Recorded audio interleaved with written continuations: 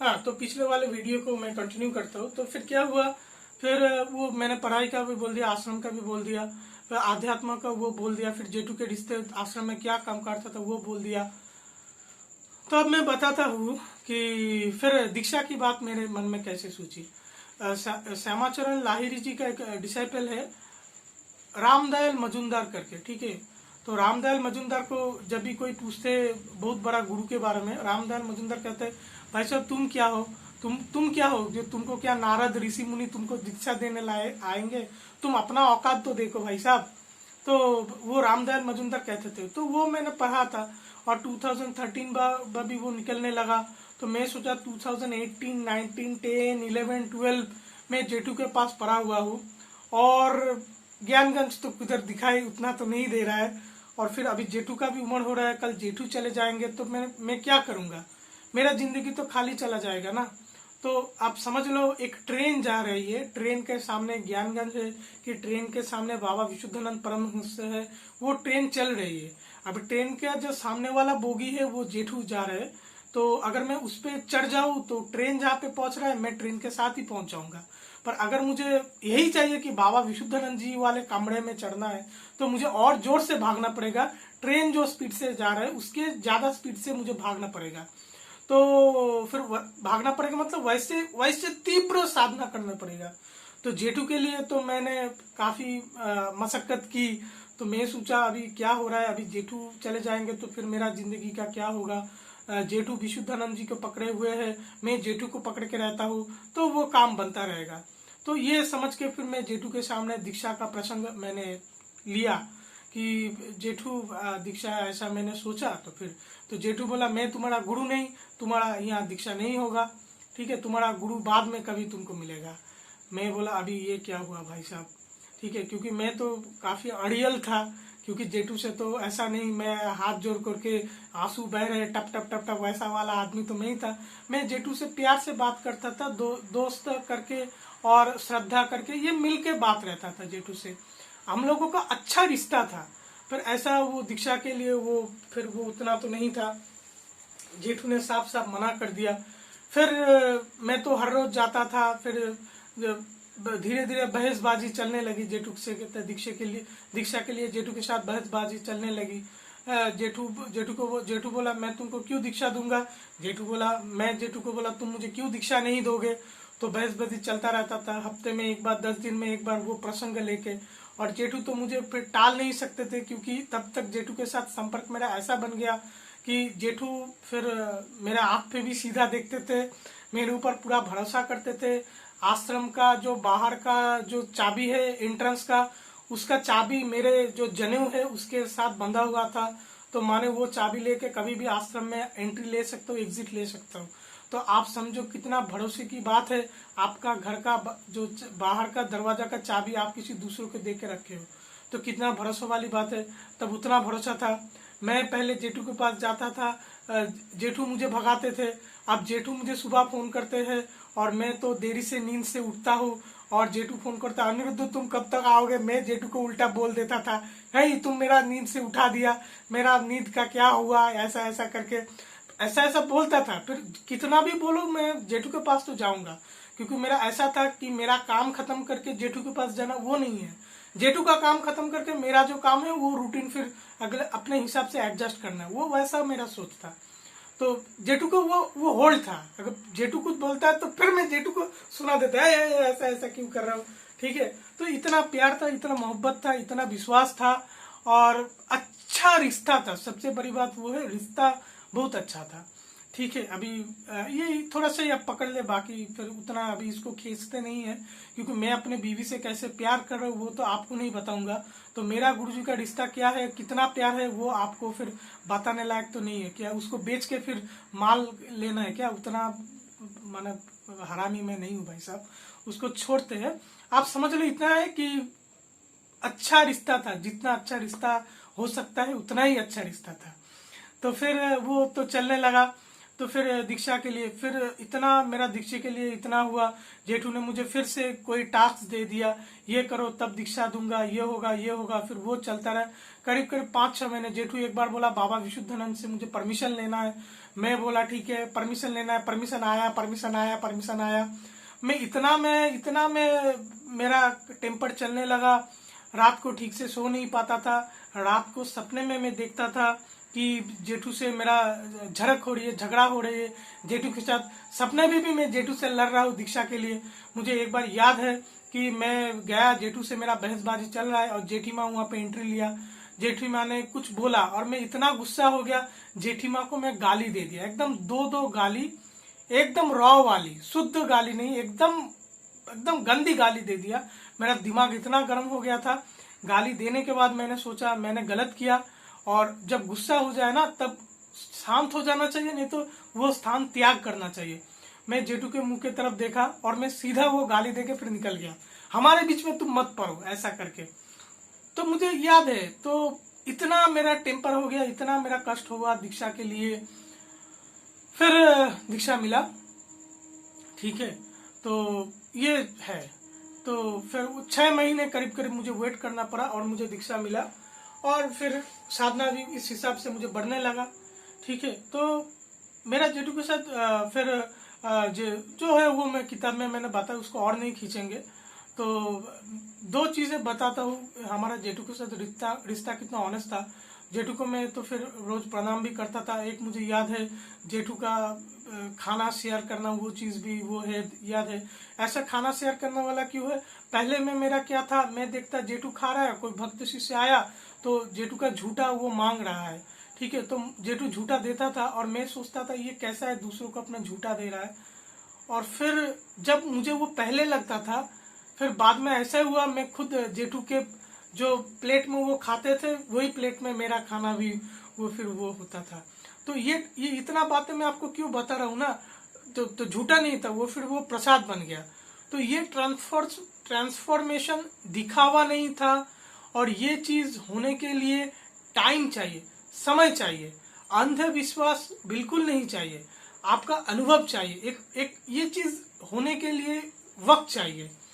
तो वो वक्त, वो ट्रांसफॉर्मेशन से मैं गया, और हमारा रिश्ता कितना ऑनेस्ट था, कुछ भी मन में आता था कुछ भी मैं जेठू को बोलता था। ऐसा कभी नहीं था मेरा मन के अंदर कुछ है मुंह में वो है, कितना भी अच्छा हो कितना बुरा होगा मुंह पे बोलूंगा, मेरा कुछ भी हो मैं मुंह पे बोलूंगा, वो मेरा एक कैरेक्टर है, ठीक है। तो वो ऐसा ही साफ था। मैं जेठू को एक बार पूछा कि जेठू मैं तो तुम्हारा लड़का जैसा हूँ, तो जेठू बोला हाँ तुम मेरे लड़के जैसे हो पर लड़के नहीं हो। ऐसा क्यों, देखो दूध का स्वाद क्या दही से मिलता है। जेठू ने बोला, एकदम मुंह पे बोला। मैं भी फिर अपने अंदर झांक के देखा कि नहीं, मैं अपने पिताजी को जितना मैं प्यार करता हूँ, गुरु को थोड़ा सा तो कम है, ये तो सच है। तो अगर गुरु को मैं अपने पिताजी के जगह में बिठा नहीं सकता, तो गुरु कैसे अपने संतान के जगह मुझे बिठा सकता है। तो ये सच है, दिखावा वो सिनेमा का डायलॉग नहीं चल रहा है, जो सच है वो है। एक बार मुझे याद है कि जेठू को मैंने पूछा कि मैं तुम्हारे साथ रहता हूँ, तुम्हारा आध्यात्म जो शक्ति है तुम सब क्या मुझे दे के गए, तुम्हारा आध्यात्म जो तुम मुझे अपना उत्तराधिकारी बना रहे हो, तुम क्या सब तुम्हारा मुझे दे के गए। जेठू बोला नहीं, मैं तुमको सब दे के नहीं गया, पर मैं तुमको बहुत कुछ दे के गया, तुम्हारे लिए बहुत कुछ मैं करके गया, तुम साधना करोगे तो फिर तुमको आगे मालूम होगा। तो मैं जेठू को बोला ऐसा क्यों, तुम पूरा क्यों नहीं दिए। तो जेठू बोला देखो ये माया ऐसा है कि गुरु कभी शिष्य को अपना सब नहीं दे सकता है। तो मैं बोला फिर मेरा क्या होगा। तो जेठू बोले तुम अपना जितना मैं तुमको दे गया वो बहुत है, तुम अपने साधना से वो चीज को पहले कवर अप करो, उसके बाद आगे तुमको मदद मिलेगा। तो ऐसा हमारा ये ऑनेस्ट रिश्ता था, जहाँ पे कुछ शो ऑफ कुछ नहीं था। ये इसलिए बता रहा हूँ कि एक गुरु शिष्य का ये कैसा होता है। आश्रम में काफी लोग होता है जो मेरे में वो उंगली उठाते हैं कि ये बच्चा क्या है। मैं ये आश्रम से 20-30 साल से ये गुरु का दीक्षित हूँ, मेरा बाबा पिताजी इनका दीक्षित था, मेरा ग्रैंडफादर बाबा विशुद्धानंद जी का दीक्षित था, ये वो ये आश्रम में शिष्यों में ये कंपटीशन चलता है, ठीक है, कितना सीनियर डिसाइपल है और उनका परिवार का कितना लोग डिसाइपल है। तो जितना बड़ा वो जितना पुराना डिसाइपल है आश्रम में, वही सबसे बड़ा एक आप कुछ खास आदमी है, वो आप समझ लो। और मेरे को लोग ऐसे पूछते हैं कि ये बच्चा क्या है, ये ऐसा फटफट फटफट करता है, ये कहाँ से आया, ये तो कुछ भी नहीं है। तो वो लोगों से मेरे ये निवेदन है, देखिए भाई साहब, आप आश्रम में जाते हो, आप 20-30 साल से आप शिष्य हो, साल में एक बार जाते हो, साल में 2 बार जाते हो, कितना घंटे बैठते हो, 2-4 घंटे बैठते हो, 1-2 दिन रुकते हो मैक्सिमम। तो मेरे घर पे कोई मेहमान आता है, 2-4 घंटा रुकता है, उनके साथ मेरा जो एक रहता है व्यवहार अलग है, और मैं डेली का जो हूँ वो व्यवहार अलग है। तो आप जितना पुराने भी ये आश्रम का शिष्य हो, आप बस आए और गए, और मैं अपने गुरु जी के साथ जिया, गुरु जी का साथ रहा, उनका सुख में रहा, उनके दुख में रहा। ठीक है, आज गुरु जी का सुख हुआ, मुझे सुख हुआ, उनको दुख हुआ, वो मुझे दुख हुआ, गुरु जी के साथ जिया। सुबह हुआ कुछ समस्या हुआ, शरीर का कुछ हुआ, संसार में को गैस खत्म हो गया, स्टोव खत्म हुआ, कुछ अच्छा हुआ, कुछ बुरा हुआ, वो चीज को मैंने बांटा। तो एक जगह पे जाके और डिसाइपल आते हैं, वो रोना सुनाने आता है गुरु के कान में, बर बर बर बर बर बर, मेरा ये है, मेरा वो है, रोना वोना करके, नौटंकी करके, फिर बाकी जो डिसाइपल है उनके साथ मिलके फिर गॉसिप करने का उत्सव हुआ। तो उत्सव तो एक दिन का छुट्टी है, बस आउटिंग हो गया, थोड़ा सा खाना पीना हुआ, थोड़ा सा धर्म हुआ, थोड़ा सा पिकनिक हुआ। लोग तो आश्रम में ऐसा मेंटेलिटी लेके आता है। एक ऐसा, मैं क्या बोलूं, मैं बहुत गाली देता हूँ, मैं गाली दे नहीं पा रहा हूँ खुल के, मुझे गाली मुझे देने का मन कर रहा है। कोई आया था साहब, वो आश्रम में बैठ के, कोई उत्सव के दौरान आया था, वो आश्रम में, बंडुल आश्रम में देख के वो बात कर रहे हैं कि आश्रम का कितना एरिया है, कि ये बिल्डिंग कैसे बना, ये कैसे बना। हरामी साले, तुम गुरु के आश्रम में आए हो, गुरु के संपत्ति के ऊपर लोभ देते हो, हाँ, तुमको ये क्या मतलब है। ठीक है, तो कितना घिनौना सोच लेके लोग आदमी आते हैं जो गुरु के संपत्ति के ऊपर अपना नजर गड़ता है।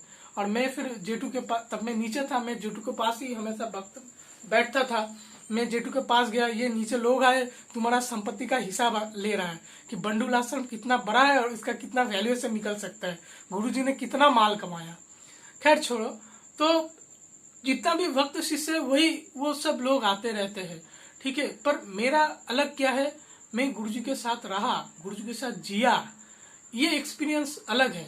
आपको शायद वो मौका नहीं मिला है, क्योंकि जब मैं गुरुजी के साथ था कोई नहीं रहा।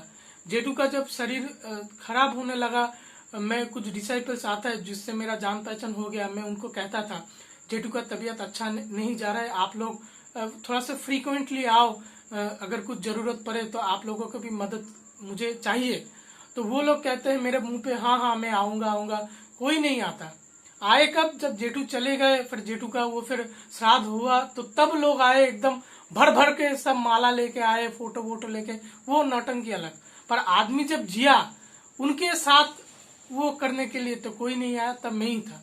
तो इसलिए कोई भी डिसाइपल्स और कोई भी डिवोटीज आश्रम का हो, कितना भी पुराना हो, आपका फादर, ग्रैंडफादर, उसके कोई भी हो, मेरे से आप, मैं नहीं कहूंगा मैं आपसे अच्छा हूं, पर मेरा एक्सपीरियंस अलग है, आपका एक्सपीरियंस अलग है, इसको आप तुलना में मत जाओ। ठीक है, तो ये सब चीज कहने के लिए है। तो ऐसे में ये चीज मैं क्यों आपको बताया, क्योंकि कहाँ से आया, आसमान से तो नहीं टपका। तो फिर दीक्षा हुआ, उसके बाद में फिर जेठू ने शरीर छोड़ने के बाद अपना मेरा उत्तराधिकारी बनाया। वो चीज भी मैं काफी बार मैं डिस्कस कर चुका हूँ। तो फिर जेठू फिर 2014 को 29 दिसंबर ऑफिशियली कहते हैं, 30 दिसंबर 2 AM वो गुजर गए।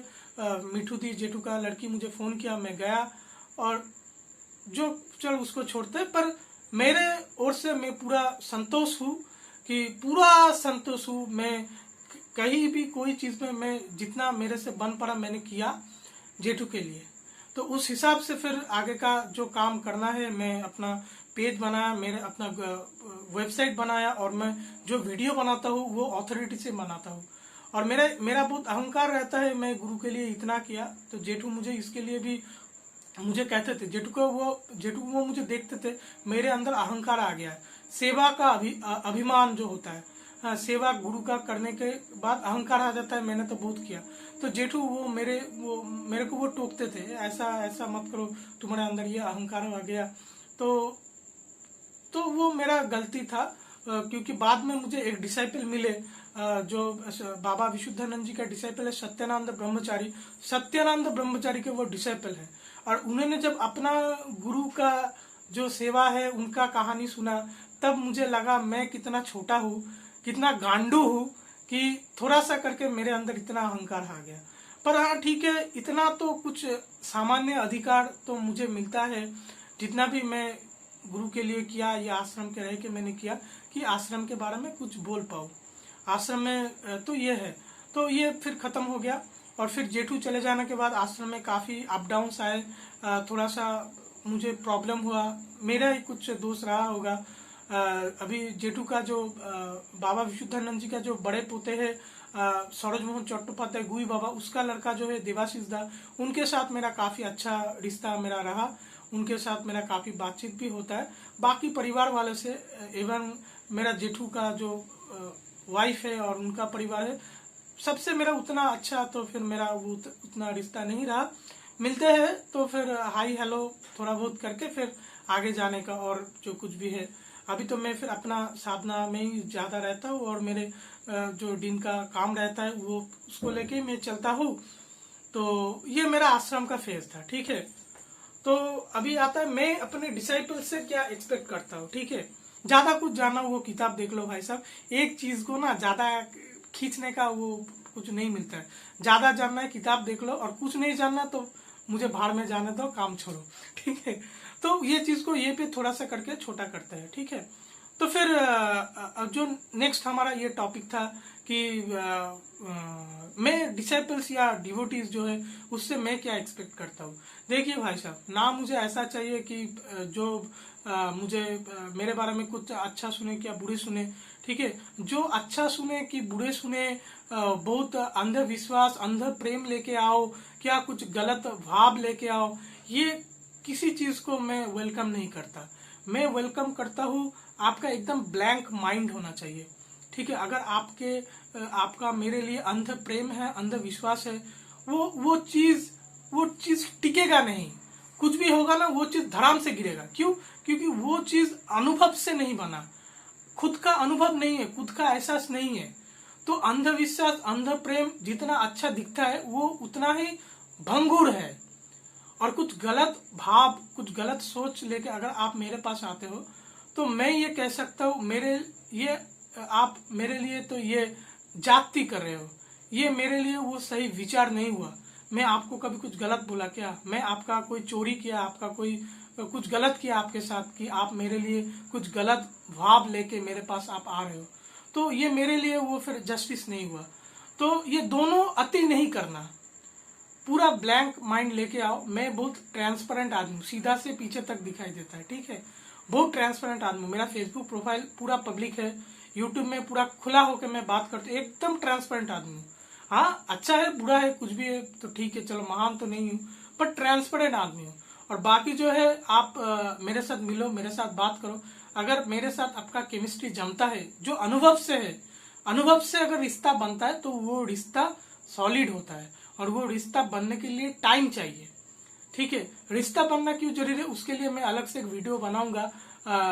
पुरुषकार और आत्मकर्म और गुरु कृपा करके लेके दीक्षा वाले प्लेलिस्ट में एक वीडियो में डालूंगा कि रिश्ता बनाना क्यों जरूरी है।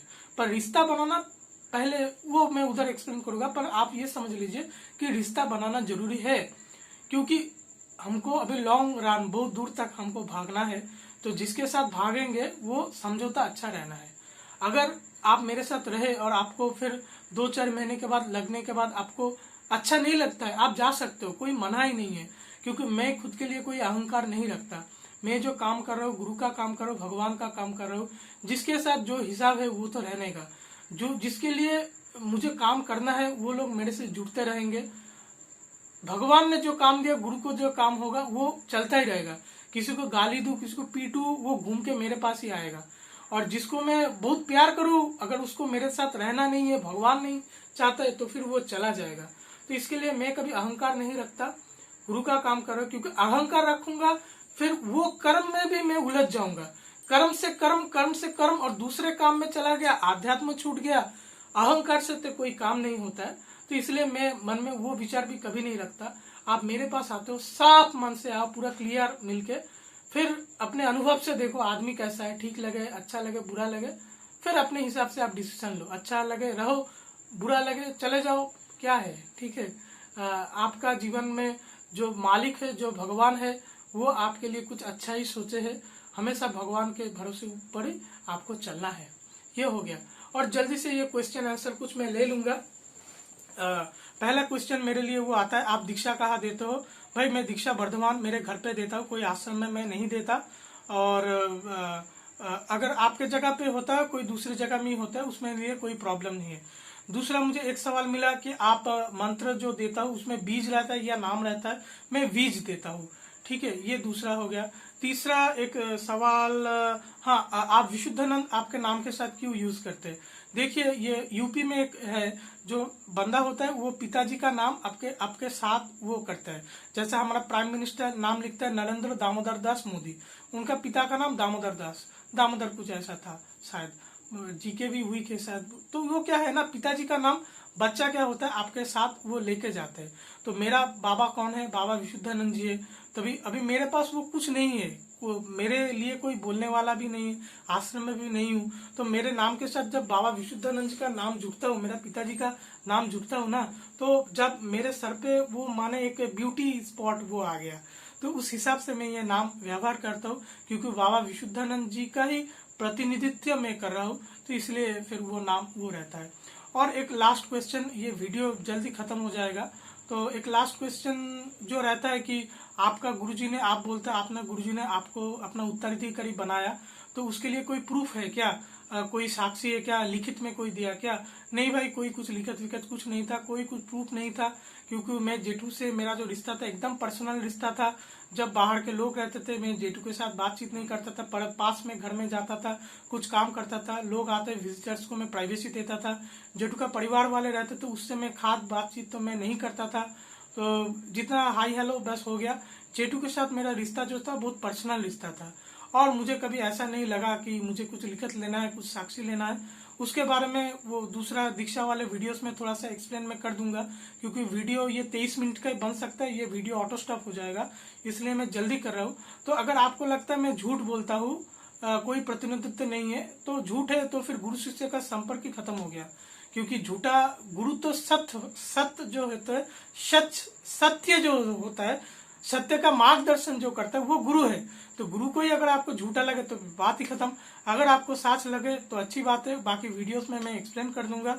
ये वीडियो मुझे जल्द से जल्द अभी खत्म करना है और नहीं खींचूंगा, ठीक है। आप लोग सब बहुत अच्छे रहिए, और क्या, नमस्ते।